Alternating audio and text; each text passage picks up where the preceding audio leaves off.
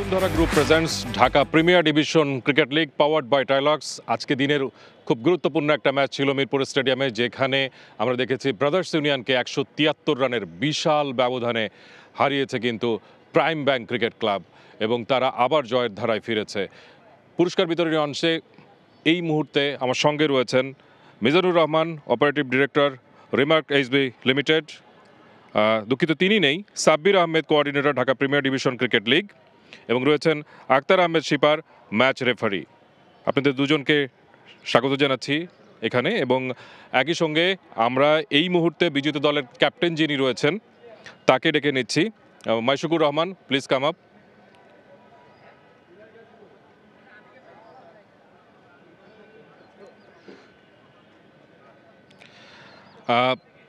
খুব রানবহুল ম্যাচ, 671 রানের একটা ম্যাচ আমরা দেখেছি। লিস্টে ক্রিকেটে আজ রেকর্ড হয়েছে, প্রথমবারের মতো ঢাকার প্রিমিয়ার ডিভিশন ক্রিকেট লিগ 400 রানের স্কোর দেখেছে, সেখানে আপনার দল বিশাল ব্যবধানে হেরেছে। কি অবস্থা আপনার মনের এখন? হ্যাঁ, অবশ্যই কখনোই হার আসলে খুব একটা পজিটিভ দিক নিয়ে আসে না। তবে আমার কাছে মনে হয়েছে যে আজকে যে ম্যাচটা হয়েছে এখান থেকে অনেক কিছু শেখার আছে, যে অনেক সময় বড় স্কোরিংয়ের ক্ষেত্রে আমাদের কিভাবে বোলিং করা উচিত যখন রান বেশি হতে থাকে। আবার বলারদেরও অনেক জায়গাগুলো মেনটেন করা উচিত ছিল, যে জায়গাগুলোতে আমরা পার্টিকুলার একটা ফিল্ডিং সেটআপ নিয়ে বোলিং করার জন্য বলেছিলাম, হয়তো বা এটার বাইরে বল হয়েছে, এই কারণে রানগুলো বেশি হয়েছে। আর মিরপুরে উইকেটে রান হচ্ছে, এটাও একটা পজিটিভ দিক। আগে তো এত বেশি রান হতো না, এটা আমাদের জন্য একটা ভালো একটা সংবাদ। এবং আমাদের ব্যাটিংয়ের ক্ষেত্রে আমি চেষ্টা করেছি আমাদের ব্যাটারদেরকে বলতে, যে তোমরা তোমাদের যে রান, এই রান অনুযায়ী তোমরা খেলার চেষ্টা করো। বাট হয়তো বা তারা তাদের মতো করে চেষ্টা করেছে, খুব একটা দূরে আগাইতে পারে নাই। তবে আমার এর ভিতরে পজিটিভ কিছু জায়গা ছিল, যেরকম আইস মোল্লা খুব ভালো ব্যাটিং করেছে। অবভিয়াসলি ওকে আমি ধন্যবাদ জানাবো, ওকে আমি ক্রেডিট দিতে চাই যে এই অবস্থা থেকে এই বোলিংয়ের এগেনস্টে ও একটা ভালো স্কোর দিয়েছে।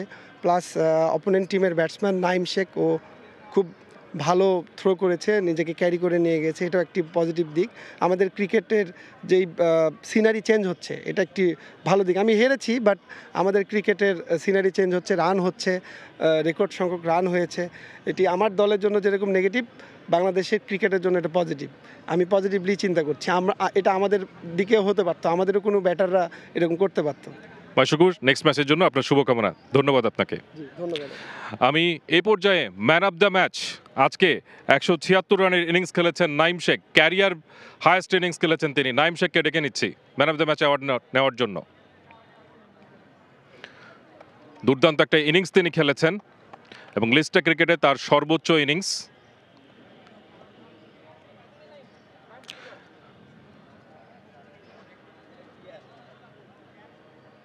নাইম আসবেন, আপনার সঙ্গে একটু কথা বলবো।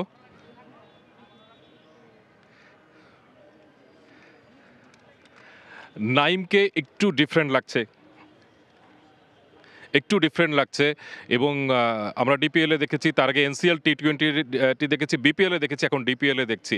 এই নাইমকে একটু পরিবর্তন হয়েছে কিনা নাইমের খেলার ধরন? হ্যাঁ, আলহামদুলিল্লাহ। যেহেতু এতদিন ধরে ক্রিকেট খেলতেছি, এখন তো ম্যাচিউরড ক্রিকেট খেলতে হবে। তো চেষ্টা করতেছি নিজের অ্যাবিলিটি অনুযায়ী খেলার জন্য, নিজের গেমটা বোঝার জন্য। তো যেসব নিয়ে কাজ করছি, ওই জিনিসগুলি মাঠে অ্যাপ্লাই করার চেষ্টা করতেছি। আচ্ছা, এই যে ইনিংসটা খেললেন, এটার পরে মানে সিজনের বাকি অংশ নিয়ে আসলে কি ভাবনা?